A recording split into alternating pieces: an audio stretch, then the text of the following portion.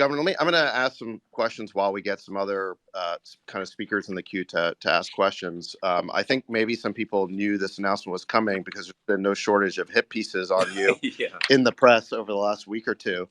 I want to ask you about some of these accusations that are being leveled at you. Last week, the NAACP issued a travel advisory against your state, claiming that Florida is not a safe place for minorities to visit. What do you say to those who've been advised that somehow they aren't welcome in your state?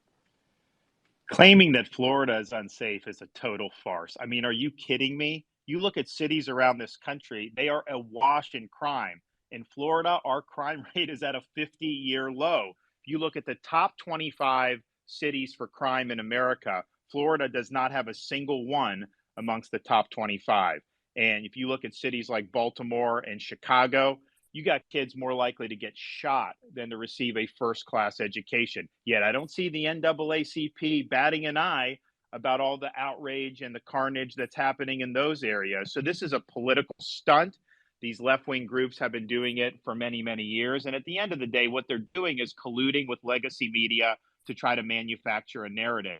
Now, the good news is fewer and fewer Americans are gullible enough to believe this dribble. And platforms like Twitter are there where people can debunk these lies in real time. And I would just say, as an American citizen, if you are uncritically accepting narratives spun by legacy media and left-wing groups, you're failing at your job of being a conscientious citizen. And I think people just see right through it. And oh, by the way, have any of these travel advisories, because they've been doing this for a while, all these left-wing groups, have any of them worked? Well, we're the #1 state for net in-migration and have been every year since I've been governor. We just capped the highest quarter for tourism in the history of the state of Florida. And our view is we want everybody to succeed regardless of their skin color. We don't divvy up people by race. At the same time, it is worth pointing out that we have in Florida more Black-owned businesses than any state in the nation.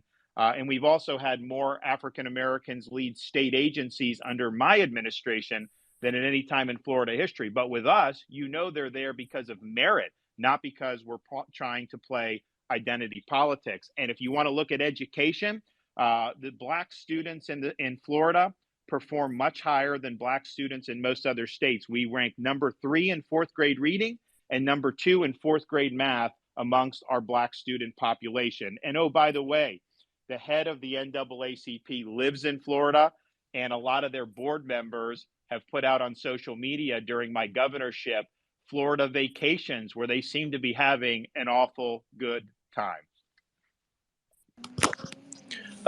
That's great. Well, I mean, Florida's a great state, and I think everyone, the people realize that. Some of the things that are being said are just truly absurd.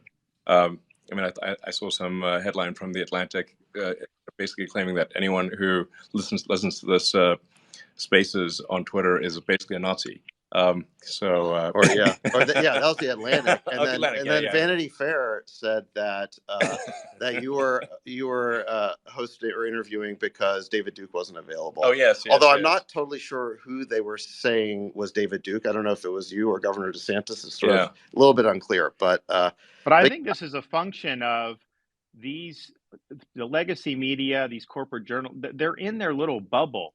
And to draw allusions to stuff like that, I mean, how crazy do you have to be? But in their little bubble, it sounds like they're making some type of profound point. And so part of, I think, what Twitter is standing for is people should be exposed to different viewpoints. And I think the elites in our society have tried to cluster themselves to where their assumptions are never challenged. And that's not a good way, I think, to live. It's also not a good way to be a critical thinker, because no one's ever going to question obviously wrong assumptions because everybody around you shares them. Absolutely. And I think they become totally hysterical because they don't like the idea that their control over the media is being, disintermediated. Yeah. Because now, candidates for president can just speak directly to people through platforms like Twitter. Yeah, I mean, the amazing thing about Twitter and things like Spaces are that, although I happen to be hosting it, I had to switch over to David hosting it because my account was actually there's too much interest. But my account was breaking the system.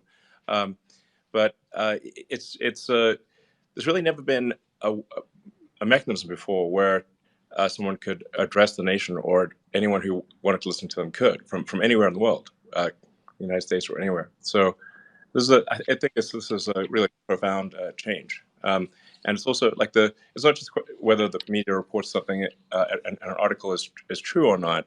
Even more powerful is deciding what the narrative is.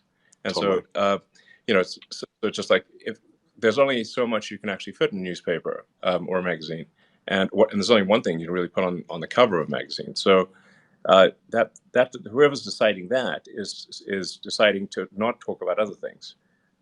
Whereas with a public digital town square like we have here, it's possible for the public to choose the narrative. It empowers the people instead of a very tiny elite cabal, which I don't recognize the irony of me using that phrase. But nonetheless, it's true, and you judge by the results that this is a means for the people to decide the narrative, and for the people to decide which way a debate will go. Not sort of 5 editors in chiefs of a few newspapers, basically. Yeah. And